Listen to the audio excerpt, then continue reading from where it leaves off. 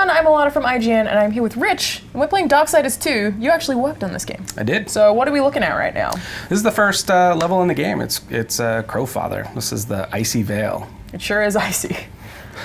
And this is, oh, what's that? Banish Repair, huh? Oh, that's Despair. That's the horse's name. That's right. Okay, so I haven't played this since it came out. I'm thinking that I should pick things up pretty easily. But I remember the game starting and everything was really green. So how far away from the giant green area are we? Yeah, we're just like a couple boss fights away from the green. All right. But don't worry, they're a rapid succession. Yeah, we're basically just like getting you familiar with the horse, and then we're gonna take it away for a while. Okay. So this is the only time the player really gets to have fun. I mean, it's super pretty. Like, I love how all of the horse's hair just looks like this green fire. It's very pretty. Does Fury have a horse? Fury does have a horse. Ooh, exciting. You can't be a horseman without a horse. That's true. I suppose you could, but you wouldn't be a very good one. It's a fake horseman. You get kicked out of the club. Ah, he's so fast. It's crazy.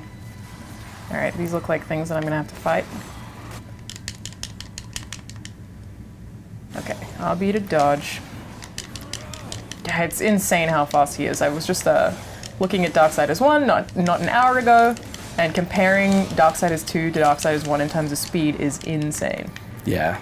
I mean, I think one of the cool things with the franchise in general is just every game is going to play different, have a different look and a different feel. Yeah, I think that's like a huge part of the appeal of being able to have different characters. Like, not a lot of other franchises get to do that. So it looks like I just got my secondary weapon, and it's here. So we go this way, and then, okay. So I remember this being like a huge part of it was all the decision making going into what gear you wanted to equip. So we don't have a lot right now, obviously, because we just started, but. Yeah, it's like, I think at its heart, it's an RPG that wants to be an action game. That's an interesting way of putting it. There's like a lot of MMO elements, a lot of Diablo type stuff. Like, it got beat up in school, and then one day it just like started hitting the gym and getting buffed, and that's like Darksiders 2, I think. But it's like still really good at math and everything. It's still a good puzzle game as well. It's yeah, I mean, that's what I love about the franchise. It's a mix of a lot of stuff that I really love, so. Okay. That's a lot of birds. Jump across this wall. So this was new to Darksiders 2 as well, all the wall running. I mean, War had some of that to some degree, but his was very measured and more like ladder climbing, you know? Yeah, whereas, so he kind of had that, what is it, like the demon goop that was on the walls? Right. Yeah, Death doesn't really need demon goop. Just climbs whatever he wants. This is a really pretty level.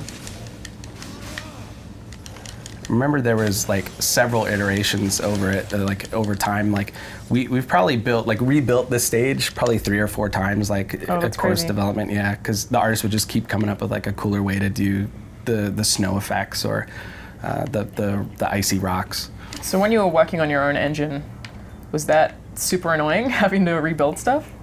No, you know, it's like, it was a really cool engine. It was like this scrappy little thing, and it was actually easier to work in some regards than like the more polished editors, you know, in terms of like workflow. But yeah, I mean, you know, making art, even on like really high-end things like Unreal, it's difficult. You know, there's always like real artistry involved. Yeah, one of my favorite quotes just about games in general was, I don't remember who it's from, unfortunately, but someone said it's a miracle any game ships. Yeah. And it's like, I totally think that's true from everything I've ever seen about development. Yeah, and you know, you never see like, there's always a million movies about like the Beatles or the Rolling Stones or like any band ever, like the history of, or you know, of them coming together and breaking up, and like nothing like that exists for games. And there's Indie Game the movie, that's kind of it. Yeah, like that's basically it, right? But those are like guys with like one personality, or like it's just them. Like they only have to contend with their inner demons. Yeah. So imagine contending with the inner demons of like 90 people in the studio. A team of 70. Yeah, and like they all have to sleep on the bus and get along for 2 years or whatever it takes to, you know, bring the game out. And for something like working on Darksiders 3 with, you know, you've got these 2 games that people really loved. Like there's almost a cult following for the series. Are there any like points of contention in decision making? Like things that people just disagree on? you just have to kind of find a middle ground? Yeah, I don't. Like speaking for myself, I always want to reduce the combat in the game. I think it's like I always like to just take in the visuals or like the ambiance of the level or something. But then people will always reel me back and they're like, this is a combat game. I'm like, yeah, you're right. You have to find a balance on that. Yeah, and it's hard, like it really does take a lot of different tastes coming together to make this game, because if this was the singular vision of one person, it wouldn't be a mashup like this. Yeah, it's true. Okay, jump down here. Well, you're coming up on the boss. Oh, R.I.P. I'm not prepared. This could go terribly. So what's it like knowing that you're working on Darksiders 3 and, seeing this now? Like, seeing how far you've come?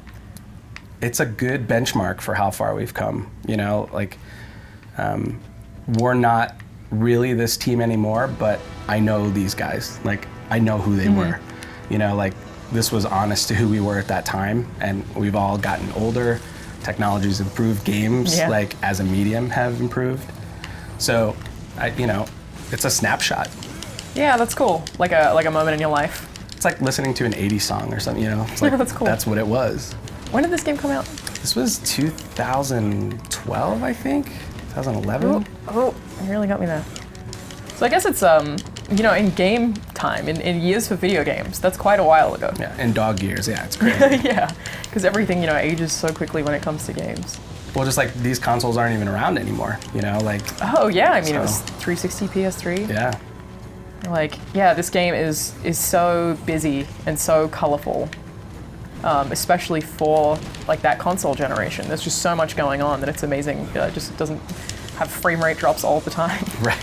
Like all the numbers and everything, even, it seems like a lot to have to go down.